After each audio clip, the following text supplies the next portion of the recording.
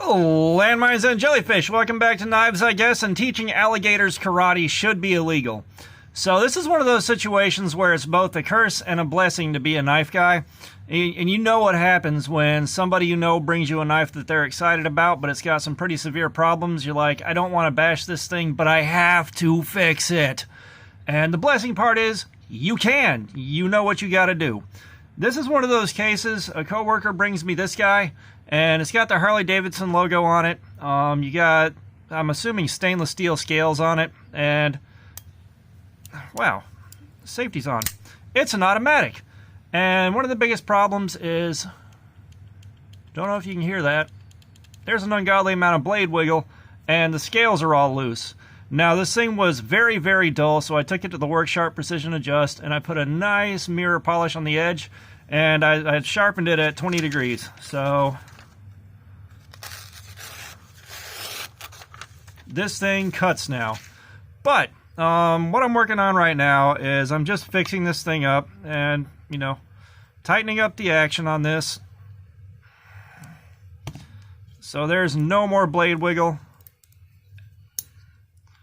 And, you know, one of the other things that you do with this, it's very, very tight now.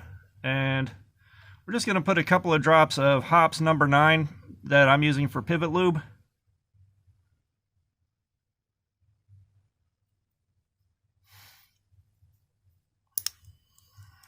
And I got it back to soft just a little bit. And I hate backing these things off because they always tend to loosen back up once they're backed off. But she fires. Not really any blade wiggle to speak of. There's just a trace. So we're going to tune this up a little bit more. And there we go. So that part's good. And stage 2, we're just going to tighten up every screw on here. And this thing is weird. It's got Phillips head screws and not Torx for the holding the scales down, which I haven't seen that before. But like a lot of this stuff is real simple to fix, and it's something that you shouldn't be scared to work on. You know, and I can take this back in significantly better shape than I got it in, and I'm happy with how it came out. And now everything's tightened up, and we got one last little thing somewhere in here. But, you know, it works, it's sharp, there's no blade wiggle, and I wish I had a brand on this, but all it says is stainless steel and made in China. And so that means it's probably a 440A or 440C, something like that. And, you know, I'd love to do a search on it and figure out where to buy it, how much it costs and all that. Because this feels like it treads the line between affordable and cheap. And cheap, bad materials, bad blade, bad everything. Affordable, decent build quality, decent blade, you know, but still at a low price. And I'm not sure where this would land on that because I don't know how much it cost. I'm hoping that he didn't overpay for it.